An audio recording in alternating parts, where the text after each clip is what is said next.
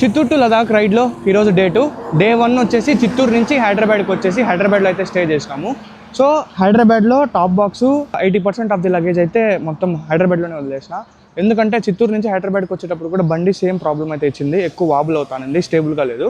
So దానివల్ల ఏం చేసినామంటే టాప్ బాక్స్లో ఉండే కొంచెం లగేజ్ అంతా హైదరాబాద్లోనే పెట్టేసినాము.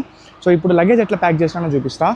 చూడండి, శాడిల్స్ ఇటుపక్క అటుపక్క, డ్రెస్సులు, నా ల్యాప్టాప్ ఇవన్నీ పెట్టేసిన. సో ట్యాంక్ బ్యాగ్లో వచ్చేసి మన ఎలక్ట్రానిక్ ఐటమ్స్ అయితే ఉన్నాయి. ఈడ టాప్ ర్యాక్ పైన టెంట్, యోగా మ్యాట్స్ అయితే పెట్టేసినాను. సో ప్రజెంట్ అయితే నిజామాబాద్ దగ్గర అయితే ఉన్నా. ఈరోజు మా డెస్టినేషన్ ఎక్కడికంటే ఝాన్సీకి అయితే వేసినాము.